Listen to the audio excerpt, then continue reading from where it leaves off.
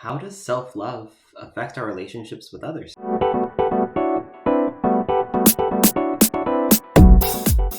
All right, so like Mama Ru says, if you can't love yourself, how the hell are you going to love somebody else? And really, this topic of self love is probably something that a lot of us have struggled with over the experience of our love life in general, right? Is this idea of like, if you don't really know who you are or what you need in a relationship, how are you supposed to expect to have that in or find that in somebody else? So, Pi, let's kick it off with your perspective on this idea of self love in relationships. That's a powerful observation, Arturo.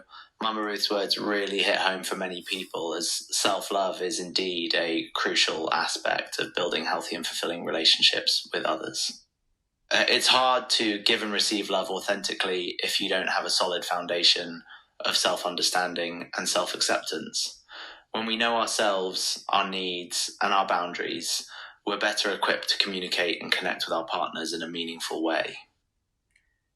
Exactly. And I remember actually when I first started watching RuPaul's Drag Race, I remember hearing Mama Ru say that and feeling like, oh, wow, like I actually don't really know if I love myself yet in my life. Like I had still been going through a lot of struggles of feeling insecure about myself, the way that I looked, the way that I interacted with others. I didn't necessarily feel like I had a strong identity.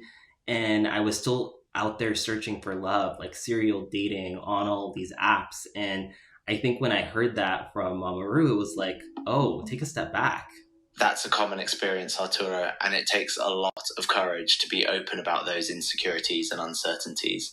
It's absolutely normal to struggle with self love, especially in a world that often presents us with unrealistic standards and expectations.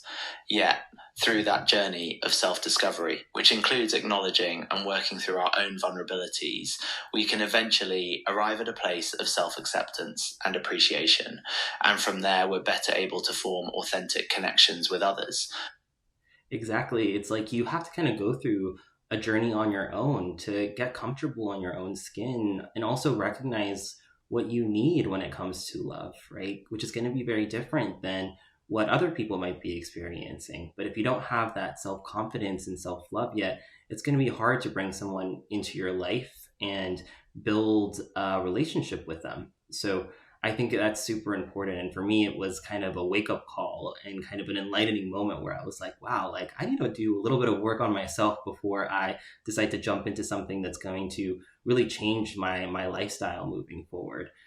But Pi, any other words of advice? That realization is incredibly insightful, Arturo. The work of self exploration and self love is not only essential for our own well being, but also lays the groundwork for healthy, fulfilling relationships. When we understand our own needs, desires, and boundaries, we can more effectively communicate and connect with others.